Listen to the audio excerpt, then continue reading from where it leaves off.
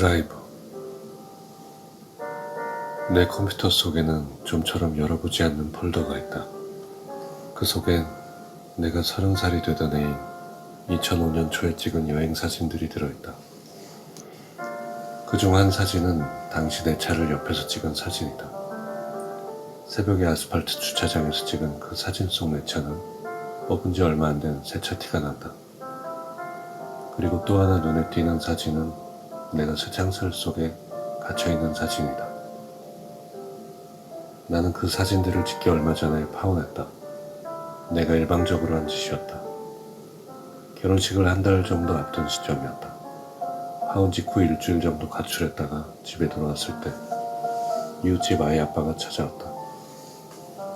그는 동네에서 우연히 알게 되어 친해진 형인데 나처럼 만화작가 지망생이었다.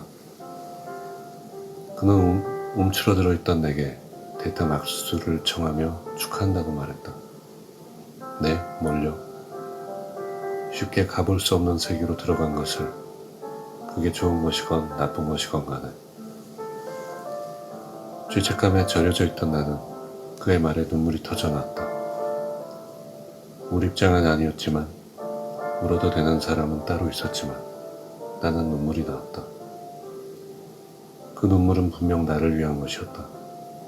그 와중에 나는 형님의 말이 작가 지망생답다는 생각이 들었다. 그는 곧 내게 가져온 선물을 꺼냈다. 은빛 모형 원초, 그리고 태권도복을 입은 팔뚝만한 크기의 남자 인형이었다. 그것들은 그가 그림 참고용으로 쓰던 것들인데 꽤 비싸서 나로서는 침만 흘리던 물건들이었다. 그 후 얼마 뒤 새벽이었다. 원래 예정대로였다면 내가 유부남이 된 직후였을 것이다. 나는 집에서 흐르는 정적을 견디기 힘들었던 것 같다. 화 잘 내는 아버지도 그때는 조용했다. 나는 간단히 짐을 싸서 차를 몰고 무작정 고속도로를 향했다. 조수석에는 은빛 권총을 올려두고 운전하며 계속 만지작댔다.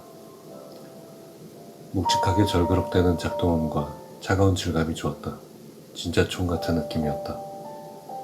인형은 관절을 꺾어서 의자에 앉히고 안전벨트를 매주었다. 운전하면서 인형에게 몇 번 말을 걸었다. 나는 막연히 계속 남쪽으로 내려갈 생각을 했다. 당시 나는 운전도 서툴렀고 내비게이션도 없었다. 이런 여행 자체가 내겐 두려운 것이었다. 하지만 죄책감과 여러 감정이 뒤섞여 그 두려움을 덮었다. 그리고 총과 인형이 묘하게 의지가 됐다. 고속도로를 달리던 중 평택항 이정표가 보였다. 항구 이미지가 떠올랐고 가보고 싶어져서 그곳으로 향했다. 길을 좀 헤매다가 평택항 근처에 도착했다. 바둑판식으로 뻥 뚫린 주변 도로에는 차 한 대, 사람 한 명 없었다. 그런데도 가로등들이 아주 환하게 줄지어져 있었다. 도로의 각 블록에는 공장과 물류창고 같은 회색 건물들만 있었다. 사람이 사는 집은 보이지 않았다. 바다 근처라서인지 공기가 습하고 차가웠다. 어딘가에 화학 공장이 있는 건지 플라스틱 타는 것 같은 냄새가 가끔 바람에 실려왔다. 그토록 적막한 분위기는 전에도 어딘가에서 봤겠지만 그런 느낌이 내 안으로 고스란히 들어온 것은 처음이었다.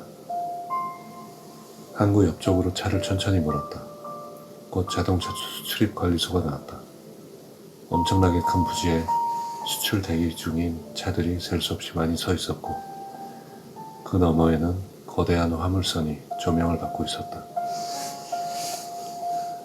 나는 곧 관리소 앞 적당한 곳에 차를 댔다. 차 문을 열고 한쪽 발을 땅에 딛자마자 아스팔트에 누군가 흰 분필로 낙서를 해둔 게 보였다. 섹스라고 커다랗게 쓰여 있었다. 색과 스 사이에는 위쪽을 향하는 화살표가 그려져 있었다.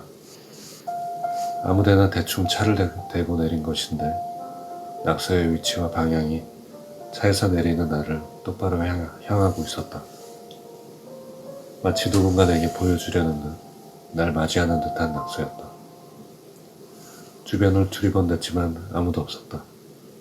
나는 내 차 운전석 옆 길바닥에 서진 그 낙서와 내 차를 몇 발짝 떨어져 한동안 바라봤다. 그리고 차와 낙서가 다 담기게끔 사진을 찍었다. 나는 낡은 디지털 카메라를 들고 헛웃음이 나왔다. 낙서를 한 사람이 누구일까를 생각했다.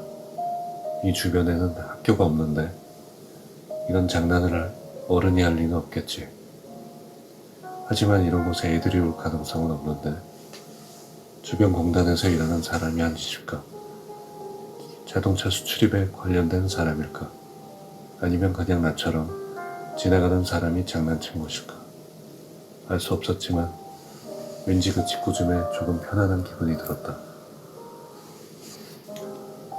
여러 감정이 뒤섞인 채 무거운 마음으로 도착한 곳에 이런 낙서가 날 맞아주니 뭔가 조롱당한 느낌도 들었다. 하지만 그리 나쁘지 않았다. 뭘 그리 심각해? 죽을 죄지었어? 다 별거 아니야. 이 웃기는 낙서나 보라고. 섹스, 짜잔.